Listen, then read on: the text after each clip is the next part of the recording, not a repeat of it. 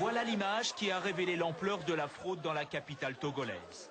24 avril 2005, le dépouillement vient de commencer dans ce fief de l'opposition. Une de nos équipes est sur place pour filmer. Tout d'un coup, des militaires en treillis font irruption dans les bureaux de vote et tirent en l'air. Ils emmènent avec eux les bulletins et plusieurs urnes. Une opération commando filmée en caméra cachée.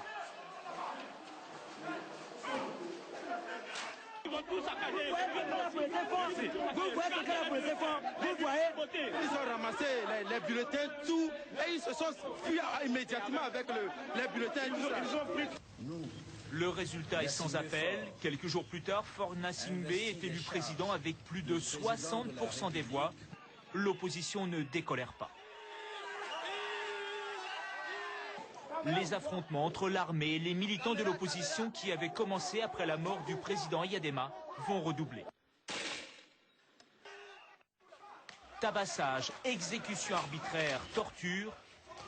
Bilan, entre 400 et 500 morts selon un rapport de l'ONU qui pointe les responsables. En premier lieu, le pouvoir qui a organisé la répression. Le rapport n'épargne pas non plus les dirigeants de l'opposition qui n'ont pas su canaliser leurs militants. Un homme avait prédit ce bain de sang, François Bocco, alors ministre de l'Intérieur, qui refuse de cautionner ces violences.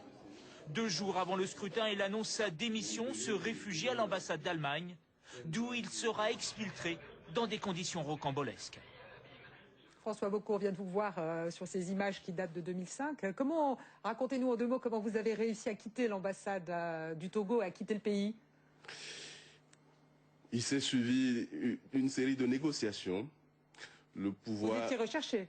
Évidemment, j'étais recherché. Le pouvoir n'acceptait pas le fait que depuis plusieurs semaines, j'ai quand même tiré la sonnette d'alarme en expliquant aux généraux, en expliquant à la classe politique au pouvoir qu'on ne peut pas continuer à aller dans ce sens et que ça risque de se terminer dans un bain de sang. Et donc, comme je n'ai pas été suivi, j'ai tiré ma révérence, j'ai démissionné. Et évidemment, le pouvoir a considéré cela comme une trahison. Et j'étais donc recherché. Des négociations ont eu lieu entre l'Union européenne, l'Allemagne, la France et puis le pouvoir. Et finalement, ils ont accepté que je puisse quitter le territoire contre une résignation, un silence. Mais pourquoi vous avez démissionné 2 jours avant le scrutin? Vous saviez ce qui allait se passer? Vous saviez que ça allait se terminer par un bain de sang? Écoutez, quand on est dans une position de pouvoir comme la mienne, ministre de l'Intérieur, on ne peut pas ne pas savoir. Ou on peut feindre de ne pas savoir après coup. Qu'est-ce qui vous a fait craindre le pire? J'avais tous les éléments d'information à ma disposition. Tous les services de renseignement étaient à ma disposition. Et donc, je savais ce qui se tramait, ce qui se préparait. Et donc, j'ai essayé de l'intérieur... Les milices qu'on armait, par exemple, la position des Vatangais qui, à tout prix, ne veulent pour rien au monde céder ce pouvoir ou essayer d'aller vers un processus apaisant pour organiser des élections crédibles. Donc, et quand vous êtes à l'intérieur, que vous essayez de convaincre et que vous n'êtes pas suivi, vous n'avez d'autre solution que de démissionner. Mais vous avez occupé le poste de ministre de l'Intérieur pendant plusieurs années. Donc vous étiez vous aussi au cœur du système. Vous avez cautionné ces fraudes. Mieux vaut tard que jamais. Est-ce que c'est parce qu'on a cautionné malgré soi une situation de fraude pour maintenir le général Eyadema au pouvoir, qui voulait à tout prix mourir au pouvoir? Est-ce une raison suffisante pour le faire et pérenniser un système qu'on sait d'avance inique et injuste pour le peuple togolais? À un moment donné, il faut stopper la comédie et on ne peut pas continuer comme cela. Et je suis désolé, mais beaucoup de dignitaires de ce régime sont aujourd'hui dans cette situation où il doit pouvoir encore faire d'autres gymnastiques pour maintenir un régime qui n'a pour base électorale qu'à peu près 10% du corps électoral togolais. Et ils sont toujours là. Jean-Baptiste Flaka, on voit peut-être tout le rôle de l'armée au Togo dans le soutien du clan Eyadema. On a vu, ce sont des militaires qui partaient tout à l'heure avec les urnes. Comment est-ce que Gnassingbé Eyadema, peut-être son fils, s'assure à ce point-là du soutien de l'armée? Ben, écoutez, je ne sais pas si c'est toute l'armée qui est derrière eux ou si ils s'arrangent pour maintenir les éléments les plus opérationnels et les plus nocifs, en l'occurrence. Je reviens 2 secondes quand même sur François Bocco. Je pense que ce qu'il a posé comme acte en 2005 est justement ce qui manque le plus à ce continent. Il ne s'agit pas seulement du Togo. Et à un moment donné, c'est vrai qu'on peut s'être engagé dans un régime politique. Mais prendre ses responsabilités et dire stop. Accepter de renoncer à un certain nombre de privilèges parce qu'on pense que ce n'est pas dans l'intérêt de son pays. Et il a fait au péril de sa vie.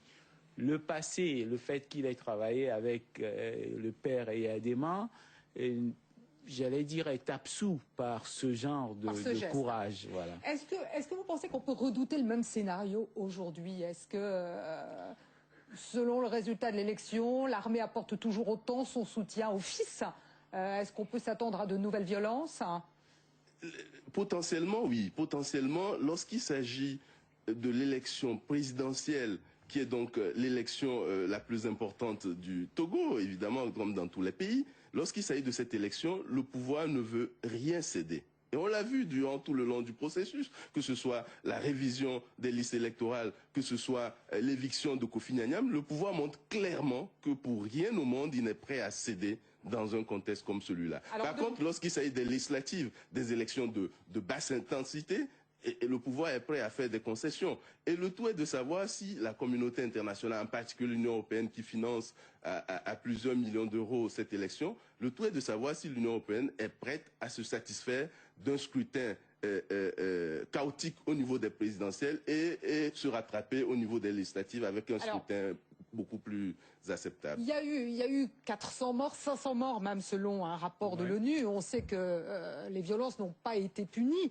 Est-ce que malgré cela, le pays est apaisé aujourd'hui? Le pays n'est pas apaisé. Le Togo, depuis 40 ans, accumule les sources de frustration qui, un jour ou l'autre, déboucheront sur peut-être un carnage terrible. Parce que, justement, ceux qui sont au pouvoir ne font pas non plus l'effort de réconciliation et d'apaisement qu'on aurait pu espérer d'eux. Je crois que pour ce qui est des fraudes, le fils Eyadema au pouvoir aujourd'hui a pu compter en 2005 sur tout le clan familial et un certain nombre de gens. Et depuis, ce clan est bien en lambeaux. Et donc, on peut craindre qu'il n'ait pas tout le monde derrière lui.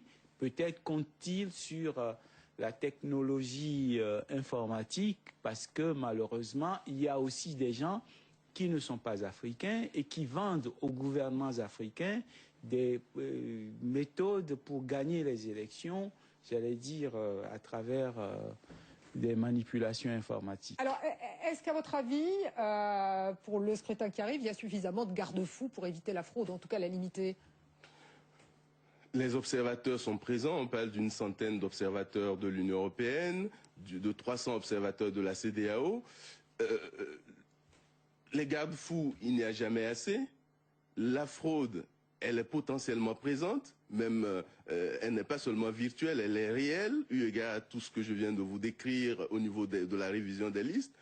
Ceci étant, de la capacité de l'opposition de se mettre en rang serré et de revendiquer la victoire et d'arracher l'alternance, de toute façon, on sait que arithmétiquement, le régime ne peut pas gagner.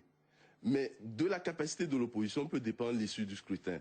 Donc, à mon avis, le tout n'est plus de savoir à 15 jours du scrutin ou à 3 semaines du scrutin si le régime va frauder ou pas. C'est une évidence que le régime va frauder. Mais c'est que va faire le peuple togolais et surtout l'ensemble des leaders pour donner espoir, pour arracher la victoire et faire en sorte que la vérité des urnes soit celle-là qui soit proclamée. Je peux vous demander, pour le mot de la fin, quel candidat vous soutenez? Pour qui vous voterez? Je soutiens le candidat qui a des chances d'octroyer au peuple togolais l'alternance, c'est-à-dire le candidat du parti le mieux implanté, le mieux structuré, le plus à même de fédérer les autres forces de l'opposition. Ce n'est pas le candidat à titre individuel que je soutiens, mais je soutiens la démarche. Pour une fois, si le Togo veut obtenir l'alternance, il faut que les leaders se mettent derrière le parti le mieux implanté. C'est par rapport à l'unité, et j'en termine là, c'est autour du parti le mieux implanté qu'il faut faire l'union. Merci, merci. François Bocco, merci à tous les deux de nous avoir éclairés sur le contexte dans lequel va se tenir ce scrutin. Merci aussi à Martin Matesso qui m'a aidé à préparer cette émission. Je vous souhaite à tous une bonne semaine. On se retrouve dimanche prochain. Au revoir.